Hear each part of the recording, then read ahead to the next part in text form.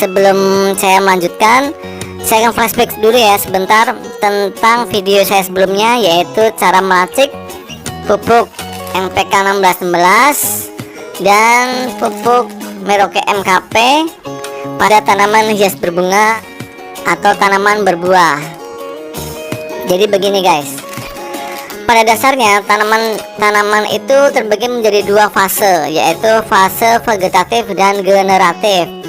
Fase vegetatif itu dimulai dari nol setelah tanam ya. Jadi mulai dari biji sampai dia tumbuh sampai tanaman dewasa itu disebut vegetatif karena dia belum mengeluarkan kuncup-kuncup bunga.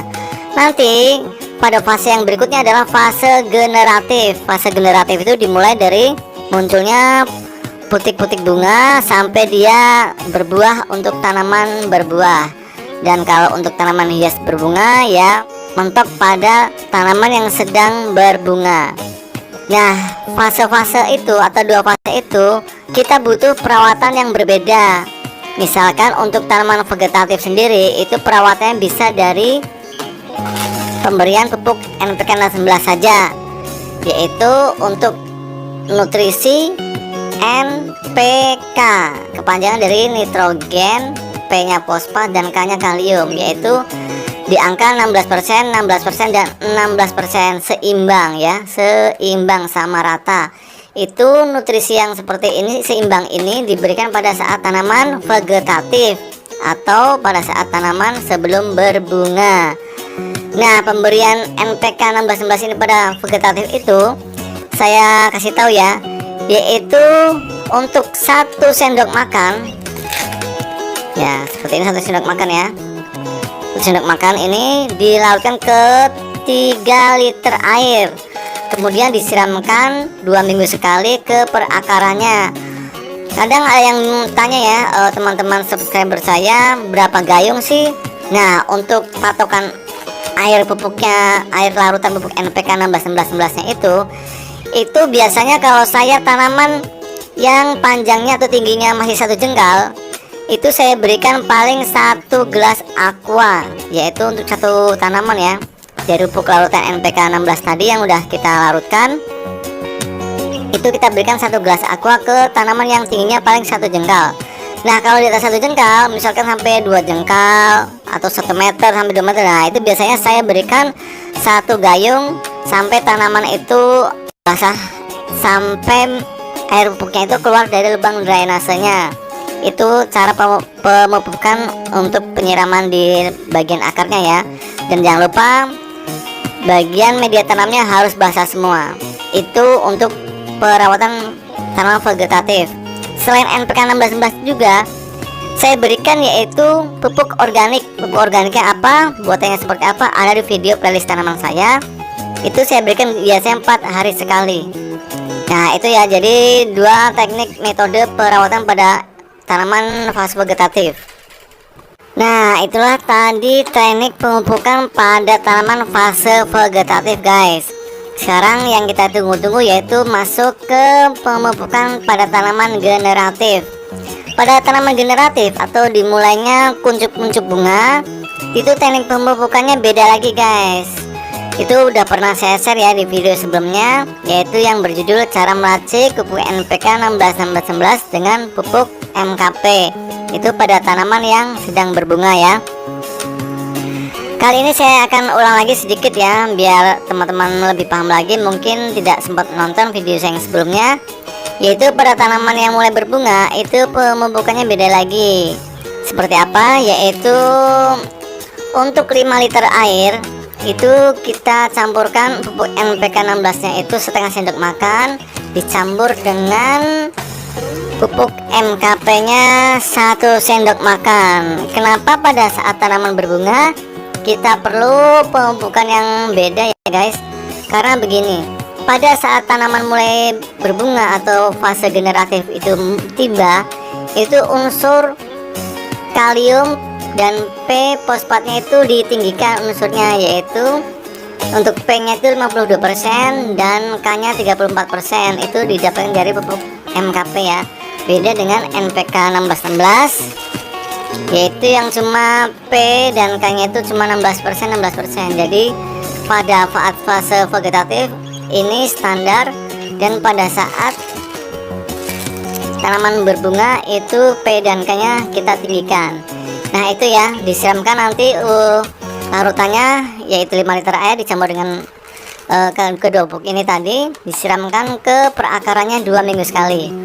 Lalu selain pemupukan penyiraman pada akar, kita perlu juga pemupukan ekstra untuk pupuk semprotnya, yaitu ini Gandasil B. Sebenarnya pupuk yang disiram oleh akar dan daun itu lebih mengena atau lebih dapat terserap dengan sempurna itu melalui daun, karena di daun itu ada yang namanya stomata, yaitu pada sisi bawah daun ya. Itu kalau kita semprot, itu nutrisi yang kita berikan itu akan lebih mudah diserap oleh tanaman. Maka dari itu perlu yang namanya pupuk Gandasil B semprot. Lalu ada juga pupuk Gandasil D yang warna hijau. Itu kalau teman-teman pengen tahu, bertanya kok nggak pakai yang Gandasil D yang warna hijau, karena untuk Gandasil D yang itu yang warna hijau itu dipakai untuk tanaman yang fase vegetatif atau tanaman hias yang daun seperti Aglaonema, seperti tanaman sirih garing dan lain sebagainya yang tidak berbunga ya, istilahnya untuk tanaman hias daun. Untuk Gandasil B ini itu, nah ini kandungannya ya. Untuk nitrogennya itu bisa lihat. Nah itu untuk nitrogennya 6% kecil, lalu fosfornya 20%, kaliumnya 30%, magnesiumnya 1%. Nah ini sama seperti yang saya bilang tadi ya, unsur fosfor atau fosfat dan kaliumnya pada tanaman yang berbunga atau generatif itu perlu nilai unsur yang tinggi. Maka dari itu kita juga perlu yang namanya pupuk semprot Gandasil B. Lalu gimana sih cara dosis pemakaiannya? Jangan kemana, nanti akan saya kasih tahu ya. Oke guys. Nah oke guys, ini saya sudah siapkan air sebanyak 1 liter, terus alat sprayer ya, alat semprot untuk takaran air sebanyak 1 liter juga. Lalu kita tiba untuk dosis pemupukan Gandasil B. Ini dia guys, pupuk Gandasil B nya. Sekarang kita coba larutkan ya.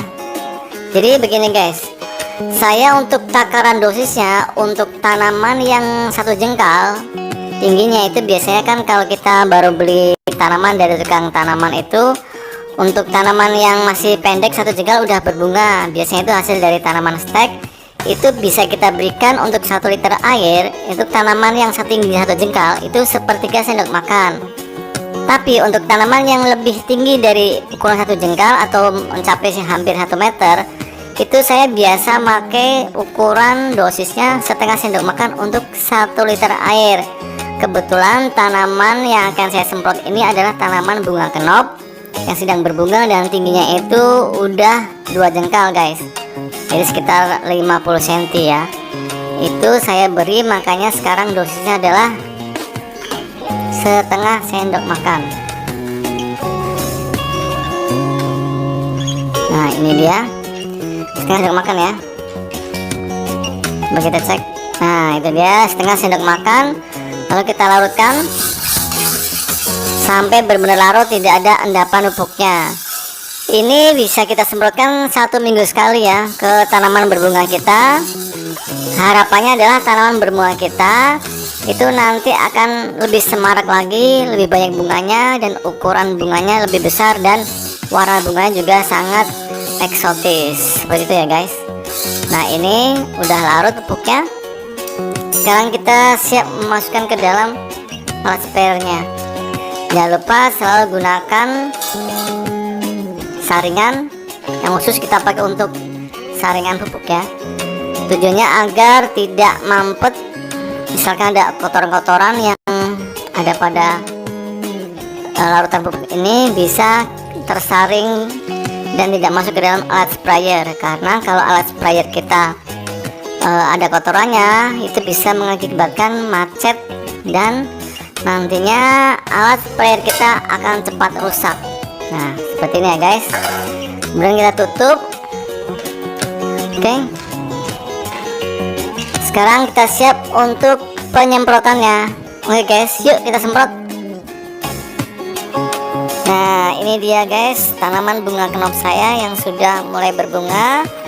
Itu udah mulai banyak ya. Ini berarti udah masuk pada fase generatif. Ini nanti akan saya semprot dengan larutan pupuk ganda silbe tadi. Nah, ini dia, udah siap ya. Oke, sekarang kita semprot. Gunakan setelan sprayer yang airnya menyebar ya, agar dapat pupuknya itu rata mengenai semua daun pada tanaman bunga kenop ini. Nah, ini dia. Jangan lupa ya, bagian bawah daun kenakan ya sebelah situ, karena di bawah daun itu merupakan titik stomata yang dapat menyerap nutrisi yang kita berikan dengan cepat. Jadi bisa mungkin kita semprot bagian bawah daunnya juga ya guys. Nah, seperti itu, semua rata sampai ke bawah-bawah daunnya juga. Kiranya semua daun udah tersiram atau semprot dengan larutan pupuk ini, maka sisa pupuknya ini bisa kita berikan pada tanaman berbunga lainnya guys. Misalkan mawar, melati, itu bisa kita semprot juga dengan larutan pupuk ganda silbe. Oh ya, selain penyemprotan dengan pupuk ganda silbe ini, kita juga bisa melakukan dengan istilah pinching atau cubit, yaitu pemutusan atau pemetikan pada ujung tangkai daun. Nah, seperti itu, pada ujung-ujung daun yang tidak berbunga, kita bisa melakukan pemetikan dengan cara dipotes atau dipincing atau dicubit. Nah, seperti itu ya. Nah, seperti itu sampai merata ya, banyak, nanti dia akan keluar bunga-bunga baru guys. Kemudian kita semprot lagi ya. Nah, paham ya, itulah teknik penyemprotan dan pemangkasan pada tanaman berbunga. Itu bisa dilakukan pada tanaman mawar, melati, dan lain sebagainya juga. Oke ya, gitu aja. Jangan lupa subscribe channel saya dan tekan tombol loncengnya. Oke guys, dah.